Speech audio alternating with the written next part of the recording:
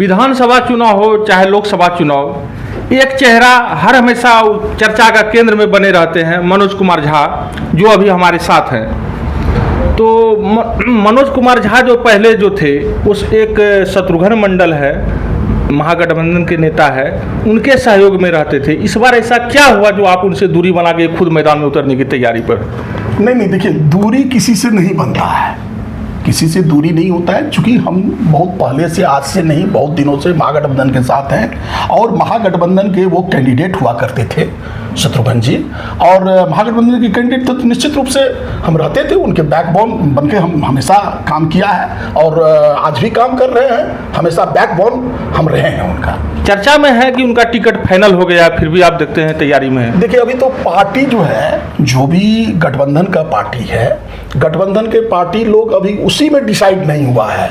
तो कौन कह सकता है कि उसका फाइनल हो गया, या उसका फाइनल हो गया, कि उसका नो मनोज झा का फाइनल हुआ है, नो शत्रुघ्न जी का फाइनल हुआ है। कोई नहीं कह सकता है कि उसका फाइनल हो गया उसका, लेकिन जिस कैंडिडेट का फाइनल होगा हम स्वागत करेंगे उसका। आप लेकिन लगातार पटना और दिल्ली, यहाँ क्षेत्र से थोड़ा सा समय मिलता है और पटना और दिल्ली जाते हैं लगातार, आप कितने आश्वस्त हैं कि आपका टिकट लगभग हो जाएगा तय? जनता पर आश्वस्त हैं हम, जनता मालिकों पर पूरा आश्वस्त हैं कि टिकट हमको होगा, हम निश्चिंत हैं। अच्छा, भाजपा नेता बताते हैं कि सिकटी में बहुत काम हुआ है, रोड बन गया है, बड़े बड़े भवन, शिक्षा के भवन बन चुके हैं, स्वास्थ्य विभाग में भी काम हुआ है। इस संबंध में आप क्या कहेंगे? देखिए, एक लाइन से मैं बताता हूँ। अगर कह रहे हैं कि रोड बन गया, ये बात तो सही है। आज़ादी के बाद सबसे दुर्काल स्थिति और काला पानी की स्थिति था तो वो सिकटी था, सही बात है, कोई रोड वूड नहीं था उस समय में। और पिछले 20-25 सालों से जो भी विधायक रहे वो लोग रोड बनवाए हैं, इसमें कहीं शक नहीं है। बट मात्र 50% अभी जो है रोड बना है, 50% अभी भी अधूरा है।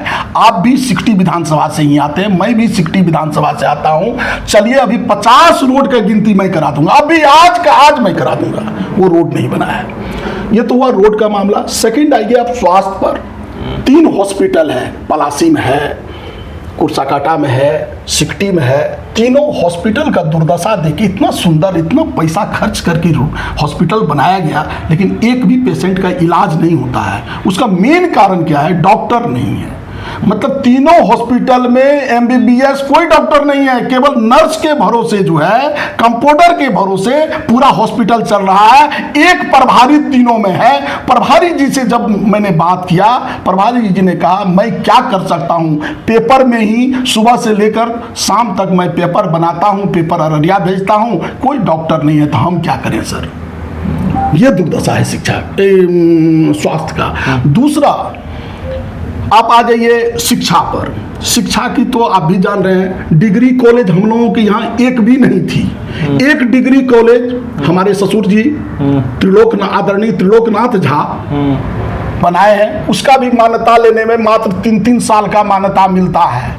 इसके अलावा कुछ नहीं है। नो डिग्री कॉलेज है, नो BEd कॉलेज है, नो नर्सिंग कॉलेज है, कुछ भी नहीं है हम लोगों के यहाँ। हम लोगों के यहाँ बच्ची को अगर उच्च शिक्षा लेना होता है, पंजाब जाती है, दिल्ली जाती है, हरियाणा जाती है, पटना जाती है, ये स्थिति है। रोजगार का भी स्थिति काफ़ी खराब है वहाँ पे। आप इंजीनियर हैं और क्या लगता है आपके पास कोई रोड मैप है जो कि यदि आपको मतलब टिकट मिलता है, चुनाव जीतते हैं, तो उस पर कुछ काम हो पाएगा? ऐसा रोजगार तो हम लोगों के यहाँ कुछ है ही नहीं, कुछ नहीं। बस कुछ मतलब किसान लोग खेती पर आश्रित हैं और जो बच जाते हैं 80% पलायन कर जाते हैं।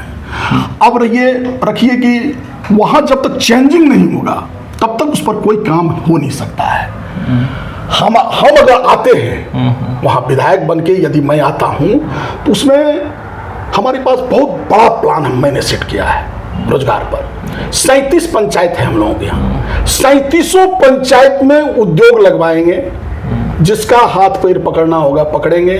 मुंबई जाना होगा, दिल्ली जाना होगा, उद्योगपति को लाना होगा, लाऊंगा। लेकिन 37 पंचायत में मेरा टारगेट है 1 by 1 करके वहां पर रोजगार क्या व्यवस्था करेंगे। और कम से कम एक पंचायत में 500, 200, 100, 300 ऐसे करके रोजगार मैं दूंगा। अफसरशाही बहुत बढ़ी हुई है, ब्लॉक और थाना से देखते हैं आम मानस काफ़ी परेशान है। इस संबंध में आप क्या कहेंगे? हाँ, ये बात सही है, अफसरशाही बहुत ही हावी है और भ्रष्टाचार चरम पर है सर। भ्रष्टाचार इतना ज़्यादा हो गया है कि आप ब्लॉक में जाइए वहाँ लूट खसोट, थाना में जाइए वहाँ लूट खसोट, मतलब कोई क्षेत्र नहीं बचा है। अररिया चले जाइए वहाँ लूट खसोट, हर जगह लूट खसोट मचा हुआ है। इस पर नियंत्रण करना चाहिए प्रतिनिधि को, और प्रतिनिधि अगर चाह ले तो निश्चित रूप से भ्रष्टाचार खत्म हो सकता है। मैं जब आऊँगा दिखा दूंगा ये कैसे खत्म होता है। बिल्कुल, आप यदि आते हैं तो शिक्षा और स्वास्थ्य रोजगार ये तीनों पे काम होगा। और यहाँ अभी तो जो भी वर्तमान विधायक जो काम किए हैं वो मतलब रोड बनाए हैं, हॉस्पिटल बनाए, लेकिन हॉस्पिटल में डॉक्टर नहीं है। स्कूल के बड़े बड़े भवन बने हुए हैं लेकिन वहाँ पे जो है पढ़ाने वाले शिक्षक नहीं है। ये समस्या से जुड़ रही है। फिर आगे से आपसे बातचीत होती रहेगी, तब तक हम विदा लेते हैं। धन्यवाद।